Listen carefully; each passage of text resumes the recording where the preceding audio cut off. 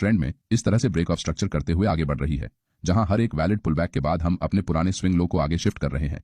लेकिन एक समय के बाद प्राइस अपने पुराने स्विंग हाई को ब्रेक करने में फेल हो जाती है और अपने प्रीवियस स्विंग लो को नीचे ब्रेक कर देती है और फिर से ऊपर निकलते हुए अपने पुराने हाई को ब्रेक करने के बजाय एक बार फिर से अपने पुराने लो को ब्रेक कर देती है, जिससे चार्ट पर बनने वाले इस पैटर्न को हम चेंज ऑफ कैरेक्टर कहते हैं, क्योंकि मार्केट ने यहां अपना बुलिश स्ट्रक्चर बदलकर उसे बेरिश स्ट्रक्चर में कन्वर्ट किया है। चेंज ऑफ कैरेक्टर को हम ट्रेंड में आने वाले संभावित बदलाव के रूप में भी देख सकते हैं। इसका मतलब अगर चार्ट पर चेंज ऑफ कैरेक्टर जैसा स्ट्रक्चर बनता है तो मार्केट अपना पुराना ट्रेंड कंटिन्यू करने में फेल हो गया है और मार्केट में एक न्यू ट्रेंड स्टार्ट होने के चांसेस बढ़ रहे हैं, जिससे आप इसके अकॉर्डिंग अपने ट्रेड एंट्री को प्लान कर सकते हैं। लेकिन कौन सा ब्रेक ऑफ स्ट्रक्चर और चेंज ऑफ कैरेक्टर वैलिड है और कौन सा इनवैलिड है, इसे कैसे पहचानना है, चलिए जानते हैं। यहां मार्केट हायर हाइज और हायर लोज का स्ट्रक्चर बनाकर बुलिश ट्रेंड में ट्रेड कर रहा है। यहां पहली बार प्राइस अपने इस हाई को ब्रेक करती है और फिर से नीचे जाते हुए पुल बैक लेकर अपने पुराने हाई को ब्रेक करने की कोशिश करती है, जिससे चार्ट पर इस हाई पॉइंट के पास एक लॉन्ग विक कैंडल बनती है। लेकिन ये एक वैलिड ब्रेक ऑफ स्ट्रक्चर नहीं है, क्योंकि यहां कैंडल की क्लोजिंग प्रीवियस स्विंग हाई के ऊपर नहीं हुई है।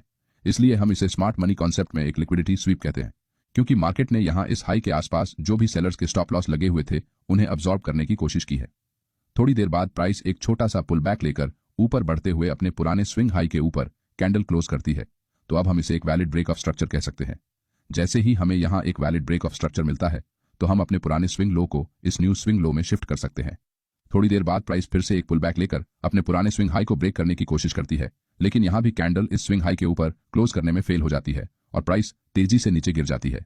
इसका मतलब यहां कोई भी वैलिड ब्रेक ऑफ स्ट्रक्चर नहीं हुआ है, जिस कारण हमें अपने पुराने स्विंग लो को आगे शिफ्ट करने की कोई भी जरूरत नहीं है, क्योंकि जब तक चार्ट पर कोई वैलिड ब्रेक ऑफ स्ट्रक्चर नहीं बनता तब तक हमें अपने पुराने स्विंग लो को उसकी जगह से आगे शिफ्ट नहीं करना है। इस बात को आपको समझना होगा, तभी आप चार्ट पर अच्छी तरह से स्ट्रक्चर मैपिंग कर सकेंगे।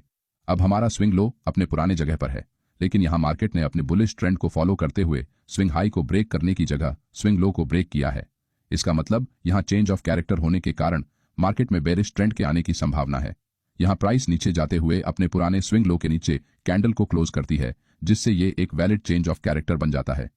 थोड़ी देर बाद प्राइस नीचे से पुल बैक लेकर ऊपर आती है, मगर फिर से नीचे जाते हुए अपने पुराने स्विंग लो को ब्रेक कर देती है। इसका मतलब यहां एक बेरिश ब्रेक ऑफ स्ट्रक्चर हुआ है। अब ये पुल बैक वैलिड है या फिर इनवैलिड है, इसे जानने के लिए हम यहां फिर से फिबोनाची टूल को लगाकर देखेंगे। अब यहां मार्केट बेरिश है, इसलिए फिबोनाची को ऊपर से नीचे ड्रॉ करना पड़ेगा। फिबोनाची टूल को चार्ट पर किस तरह से लगाना है इसके बारे में हमने एक फुल वीडियो